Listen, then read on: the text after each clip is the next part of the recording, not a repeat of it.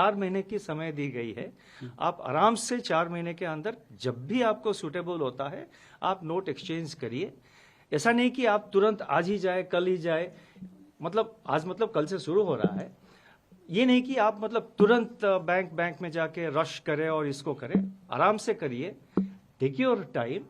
4 महीने हैं, by September 30th please exchange it, and time is given up to September 30th so that it is taken seriously, because otherwise if you leave it open-ended then it becomes a kind of a endless process. You have also raised the question after 30th September, yes. What? Now we expect most of the notes to come back. That is our expectation at this stage. We will see how much notes come back, and as we approach 30th we will decide, at that stage. And the legal tender character, we have said that it continues. We have not said that, this will happen or that will happen.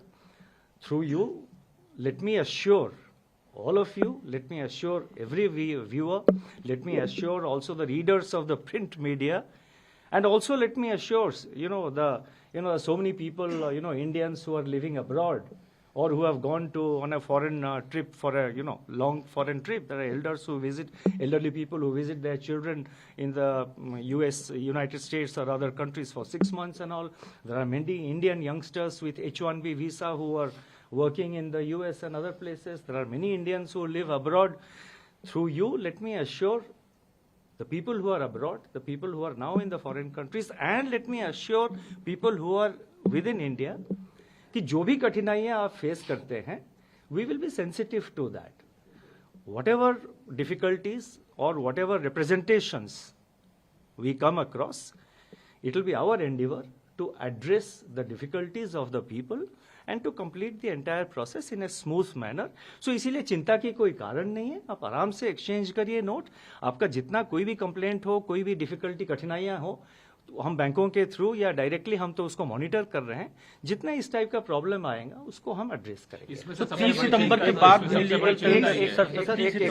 वाली बात हिंदी में बता दीजिए। मेरा 30 सितंबर वाली बात आप हिंदी में बता दीजिए सर। नहीं, आप देखिए मैं आता हूँ। नहीं, सुनिए, आप 1 by 1 करिए ना। मैं सर एक मिनट सर, आप हिंदी में September 30 की बात कर रहे हैं, लीगल टेंडर रहेगा।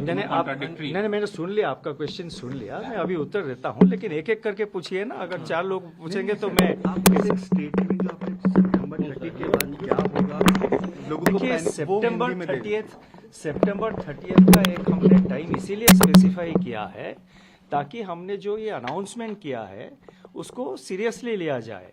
आप किसी भी एक्सरसाइज में, किसी भी प्रोसेस में अगर आप एक डेट नहीं देते हैं तो और उसको ओपन एंडेड ऐसे ही खुला छोड़ देते हैं तो सीरियसली नहीं लिया जाता है। इसीलिए हमने ये डेट दिया है कि 30 सितंबर तक आप रिटर्न करिए।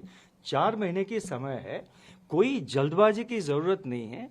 आराम से आपको जब भी टाइम हो, आप नेक्स्ट September 30th तक आप आराम से आके उसको एक्सचेंज करिए या अमाउंट अपने अकाउंट में, खाता में डिपॉजिट कर दीजिए। तो इसीलिए चिंता की कोई कारण नहीं है। और जितना डिफिकल्टीज हो या जितना रिप्रेजेंटेशंस हो, मतलब जैसे कि मैंने कहा कुछ लोग फॉरेन कंट्रीज में रहते हैं, कुछ लोग फॉरेन ट्रैवल पे गए हैं, उन सब का जितने कठिनाइयां हैं, जितना डिफिकल्टीज है, वो हम सब स्टडी करके उसके कुछ हल निकालेंगे ज़रूर। ये मेरा आश्वासन है और मैं सबको अश्योर करना चाहता हूँ कि कोई मतलब कंसर्न की बात नहीं है। आरबीआई के जो करेंसी मैनेजमेंट ऑपरेशंस है, ये इसका एक हिस्सा है। अगर 3,62,000 करोड़ रुपए 30 सितंबर तक, देखिए मैं तो देखिए मैंने आप एक रुक रहिए। अब 5 क्वेश्चन का तो एक ही आया। Lakshman please, look, I will answer each and every question.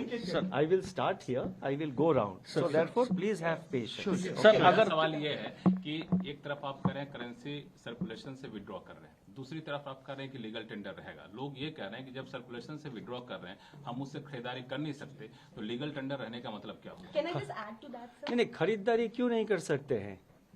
No, but then others will. Yes, please. So what is happening, sir? No, I have read the newspapers. हम भी न्यूज़पेपर पढ़ते हैं, हम भी टेलीविजन देखते हैं। आप ऐसे रुकिए आप। अब दुकानों में अगर कोई एक्सेप्ट, वैसे मैं आपको एक बात बताऊं, पहले से भी कई छोटे छोटे दुकान में 2000 के रुपया के नोट एक्सेप्ट नहीं करते थे। ये कोई नई बात नहीं, कल से शायद बढ़ गया है कुछ। पहले भी मैंने खुद एक्सपीरियंस किया है, मेरे जानकारी के जितने लोग हैं उनका भी यही एक्सपीरियंस है। वो जब 2000 रुपए की नोट लेके जाते हैं कोई फ्रूट शॉप, कोई ठेले वाले के पास, कोई छोटे दुकान, वो कहता है कि सर मेरे पास चेंज नहीं है, आप ऐसा करिए, आप वो इसमें QR कोड में वो डिजिटली पेमेंट कर दीजिए ना, यहाँ पे लगी हुई है QR कोड, आप मोबाइल निकालिए, पेमेंट कर दीजिए। तो ये जो है एक रिलक्टेंस था 2000 रुपया नोट को मतलब एक्सेप्ट करने के लिए दुकानों में, ये पहले से था, कोई नई बात नहीं।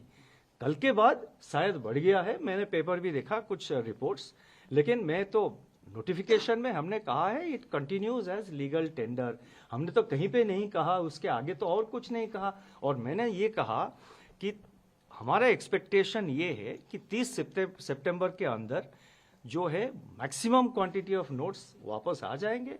हम देखेंगे उस वक्त, we will see and we will take it, we will decide. No, one question per person.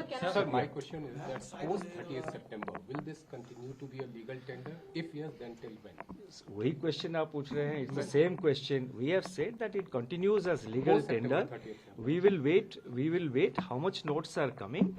I cannot give a speculative answer कि 30th सितंबर के बाद क्या होगा। हमने तो ऐसा नहीं कहा कि भाई लीगल टेंडर जो है वो सिर्फ 30th सितंबर तक है, ऐसा तो नहीं कहा है। Yes, one question. One criticism that is coming is, sir, that if you return the notes and if there is no identification attached to it, the whole purpose of knowing how much of it was black money, from where it is coming, that won't be. नहीं, देखिए, हमने ये कहा है बैंकों में currency notes exchange करना हो या अकाउंट में डिपॉजिट करना हो, कैश में, कैश टू कैश आप एक्सचेंज कर रहे हैं या कोई भी कैश ट्रांजैक्शन अगर बैंक में करेंगे, उसका एक सेट प्रोसीजर है, एक सेट रिक्वायरमेंट्स, सेट गाइडलाइंस है। हमने ये कहा है जो एग्जिस्टिंग मैकेनिज्म है आपका, जो एग्जिस्टिंग प्रोसीजर है, आप उसको फॉलो करिए। हमने कोई एडिशनल प्रोसीजर नहीं लगाया है। जो एग्जिस्टिंग प्रोसीजर है, जो यूजुअल प्रोसीजर है बैंक में कैश डिपॉजिट का या कोई अदर कैश ट्रांजैक्शन, आप मान लीजिए आप जा रहे हैं एक कैश पेमेंट करके एक डीडी खरीद रहे हैं या कैश डिपॉजिट एक्सेसिवली आप कर रहे हैं, मतलब जैसे कि 50,000 इनकम टैक्स रूल एक है, आपको पता होगा, 50,000 के ऊपर अगर आप कोई कैश ट्रांजैक्शन करेंगे तो आपको पैन कार्ड डिटेल्स प्रोड्यूस करना पड़ेगा। तो जो एग्जिस्टिंग रूल है वो तो अप्लाई करेंगे।